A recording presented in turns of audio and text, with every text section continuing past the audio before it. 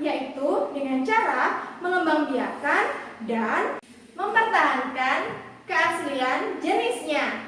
Nah, untuk tumbuhan caranya dengan penanaman bibit tanaman langka. Sebenarnya pelestarian hewan dan tumbuhan itu sudah ada loh di Indonesia. Caranya yaitu yang pertama dengan membangun suaka margasatwa untuk hewan dan cagar alam untuk tanaman. Tujuannya yaitu untuk melestarikan hewan dan tanaman yang langka. Nah, ada lagi yang biasa kita temui yaitu kebun binatang dan kebun raya. Untuk kebun binatang tentu saja seperti namanya, melestarikan hewan. Dan kebun raya seperti contohnya di Bogor maupun di Purwodadi melestarikan tanaman. Nah, ada lagi loh, satu lagi yaitu Taman Nasional. Kalau Taman Nasional kita bisa dapat keduanya dalam satu tempat, yaitu kita bisa melestarikan hewan dengan menjaga keaslian tanaman dalam satu tempat. Contohnya apa ya? Yaitu contohnya Taman Nasional Ujung Kulon atau Taman Nasional Baluran. Kalian pasti pernah mendengar nama tersebut. Nah, teman-teman, sebenarnya pelestarian tersebut dibagi menjadi dua tempat. Yang pertama yaitu in situ, yang kedua yaitu ex situ. Dilihat dari bahasanya, in situ yaitu ini dia. In situ adalah pelestarian hewan maupun tumbuhan yang ada di habitat aslinya. Seperti contohnya yaitu suaka margasatwa. Nah, di habitat aslinya hewan dikembangkan dan dilestarikan di tempat asalnya.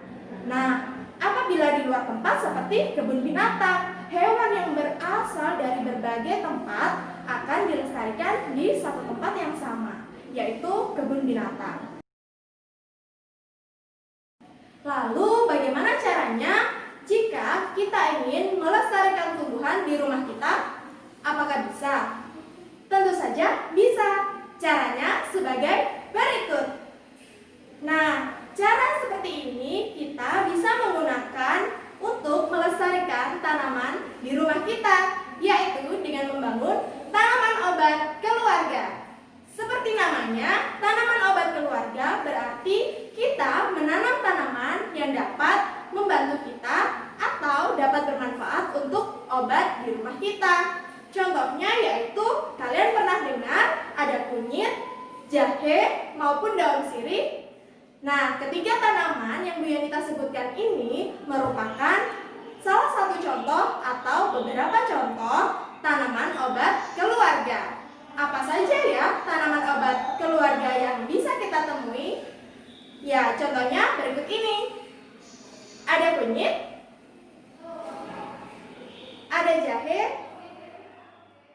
ada jeruk nipis, ada daun pandan, dan ada juga bawang putih.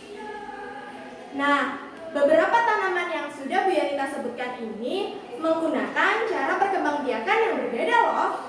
Nah, yang pertama yaitu Bu Yanita sebutkan dulu ya, jeruk nipis. Jeruk nipis ini cara pengembangbiakannya menggunakan biji. Kalian sudah mempelajari kan sebelumnya perkembangbiakan menggunakan biji disebut apa? Ya, benar sekali. Pengembangbiakan dengan biji disebut generatif. Tapi beberapa tanaman yang sudah Bu Yanita sebutkan tidak menggunakan biji. Ada yang menggunakan umbi lapis seperti contohnya bawang merah dan bawang putih. Ada juga yang menggunakan akar tinggal seperti kunyit dan jahe. Dan ada juga yang menggunakan cara mencangkok yaitu sirsa. Ada yang menggunakan cara menyambung yaitu jambu. Dan yang terakhir ada juga yang menggunakan cara stek batang yaitu daun kelor. Nah, tanaman-tanaman yang sudah Bu Yanita sebutkan ini kalian bisa menanamnya di rumah. Jadi tidak perlu jauh-jauh ke cagar alam atau kebun raya.